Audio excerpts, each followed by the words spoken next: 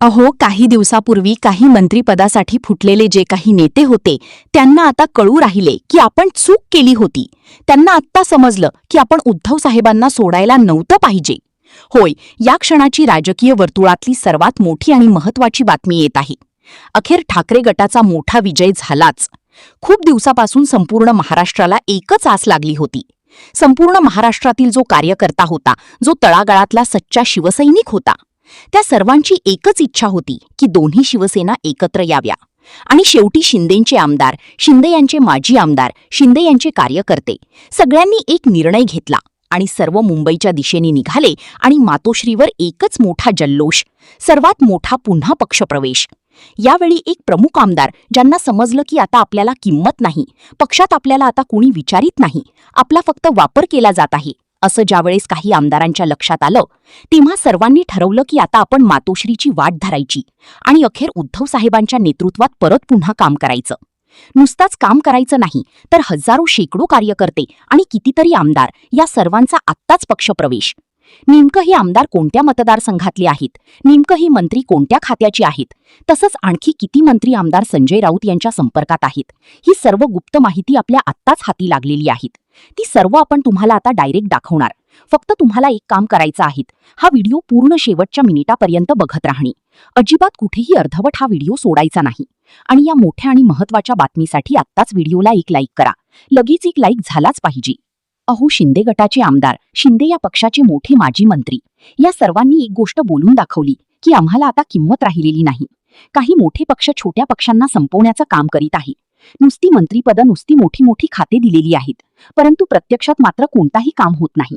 आणि या सर्व आमदारांच्या, या सर्व काही मंत्र्यांच्या मनामध्ये एक भावना निर्माण झाली की परत पुन्हा उद्धव साहेब यांच्या नेतृत्वात काम करणे. जिथे आपल्याला आधी इज्जत होती, जिथे आपल्याला मानसन्मान दिला जात होता, जिथे मनाप्रमाणे योग्य ती खाती दिली जात होती, तरी सुद्धा आपण उद्धव साहेबांची साथ सोडली आणि मोठ्या पक्षाला जाऊन भेटलो. परंतु मोठा पक्ष मात्र आपल्याला मनाप्रमाणे सन्मान देत नाही, मनाप्रमाणे आपल्यासोबत घडत नाही. आणि मग काय, सर्वांनी एकच ठरवलं आणि एकच मोठा पक्षप्रवेश. परत पुन्हा ठाकरे गटाचा मोठा विजय झाला. नेमकं ही मंत्री कोणकोणत्या मतदारसंघातले आहेत, हे आमदार कोणत्या मतदारसंघातले आहेत, त्यांची यादीच आता लगेच आपण तुम्हाला वाचून दाखवणार. फक्त तुम्ही हा व्हिडिओ पुढे शेवटपर्यंत बघत चला. कालच शिंदे यांचे एक माजी मंत्री यांनी आपल्या मनातील काही भावना व्यक्त करून दाखवल्या की कशा प्रकारे दुसरा मोठा पक्ष शिंदे साहेबांच्या पक्षाला संपवण्याचे काम करीत आहे, किंवा शिंदे साहेबांसोबत नेमकं काय घडत आहे हे एका माजी मंत्र्यांनी सांगितलं. त्यांनी इतकंही बोलून दाखवलं की दोन्ही शिवसेना आता एकत्र येणार आणि आल्या पाहिजेत. कारण की महाराष्ट्रातील गावाखेड्यातला जो कार्यकर्ता आहेत, जो तळागाळातला कार्यकर्ता आहेत, त्या सर्वांना एकच वाटतं की उद्धव ठाकरे साहेबांच्या नेतृत्वात सर्वांनी मिळून परत पुन्हा एकजुटीने काम करावे.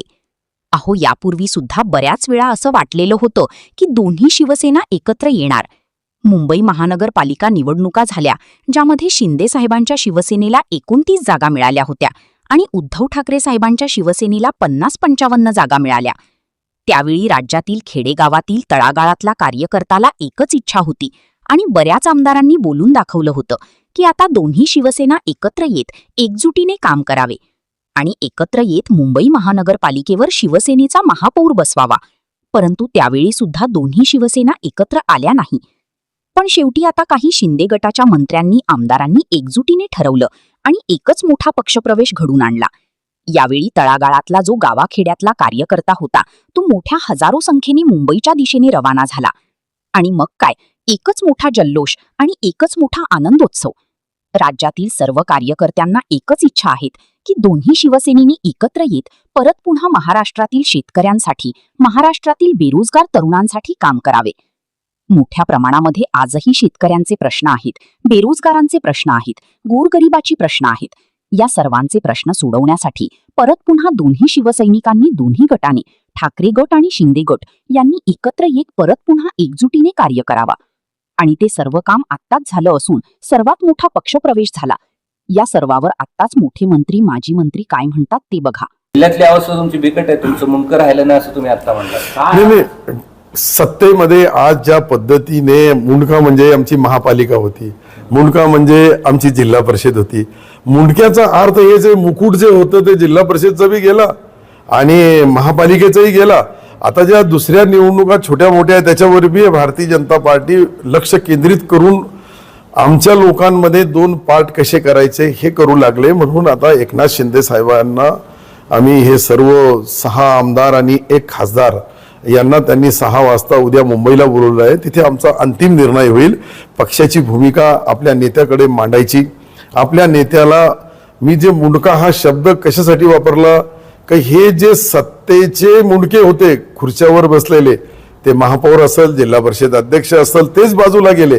तर आज आम्हाला अशा पद्धतीने छोटा छोटा करून छाटत असेल तर पुढचं भविष्य काय होईल आमचा हे मी तुम्हाला कोणत्याही ज्योतिषाकडे जायची नाही. ही परिस्थिती पाहू लागलो आम्ही. आमची फक्त भारतीय जनता पार्टीच्या नेत्यांना एकच विनंती आहे. त्यामध्ये विशेषतः सन्माननीय मुख्यमंत्रीच याच्यामध्ये इंटरफेअर करू शकतात. सन्माननीय मुख्यमंत्र्याचा आदेशाचा पालन करणारे तिन्ही पक्षामध्ये कार्यकर्ते आहेत, नेते आहेत.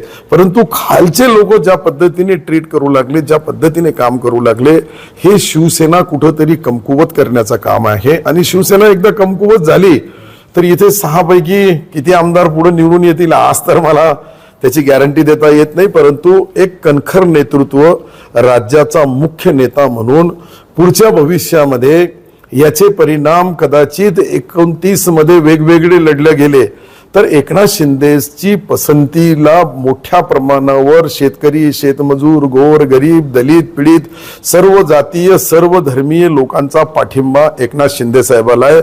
मी काही ज्योतिष्य नाहीये पण मला जे समजतं ही सर्व परिस्थिती टिकवण्याची जबाबदारी आपल्या नेत्याला हे सर्व बोलावं आणि नेत्यांनी जो अंतिम निर्णय दिला तो आमच्या 6 आमदार 1 खासदार इतकी मोठी ताकद मला वाटत नाही, इतकी मोठी शक्ती कुठं होती. परंतु या निवडणुकीच्या विधानसभेच्या निवडणुका झाल्या त्यानंतर जे परिणाम झाले आणि त्याच्यामध्ये जी परिस्थिती निर्माण झाली त्या परिस्थितीमध्ये आम्ही कमकुवत होऊ लागलो. भविष्यामध्ये शिवसेना कमकुवत होणार नाही, शक्तिशाली राहणार.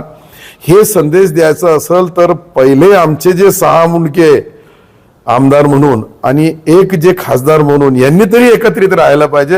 हे एकत्रित राहिले तर आम्हाला सर्व पद्धतीने एकनाथ शिंदे साहेबांसारखा नेता आम्हाला संरक्षण देईल. दोन्ही शिवसेना एकत्र येण्याची वेळ आहे नाहीतर दोन्ही संपून जातील. हे निर्णय माझ्या हातात नाहीये. हे निर्णय सन्माननीय आदरणीय एकनाथ शिंदे साहेबांना आहे. एकनाथ शिंदे साहेबांनी आम्हाला कधी सांगितलं का तुम्ही दलित पॅंथर सोबत चला तर आम्ही जायला तयार आहे. बाकी शिवसेनेचा तर प्रश्नच नाही. कोणत्याही मध्ये पक्ष कसा करायचा, निवडणुका कशा लढायच्या, कोणत्या पद्धतीने लढायच्या त्याचा निर्णय अंतिम घेण्याचा अधिकारच आमच्या पक्षामध्ये एकनाथ शिंदे साहेबाला आहे. मी एकनाथ शिंदे साहेबाचा कार्यकर्ता आहे. मी जी शिवसेना जॉईन केली ते त्यांच्या विश्वासावर केली, त्यांच्या भरोश्यावरच केली. आता आम्हाला जी अडचण येऊ लागली मी तुम्हाला ते स्पष्ट सांगितलं, सिल्लोडच्या सभेमध्ये सांगितलं का. आता समजा मी तुम्हाला फॉर एक्झाम्पल दिला, तुम्ही ते कामाख्याचं पण उदाहरण दिलं की कामाख्यालाच माहिती आहे तुमचा त्याग काय आहे. हा तेच बोलू लागलो ना मी. आता कामाख्याला यासाठी माहित आहे का आम्ही त्या ठिकाणी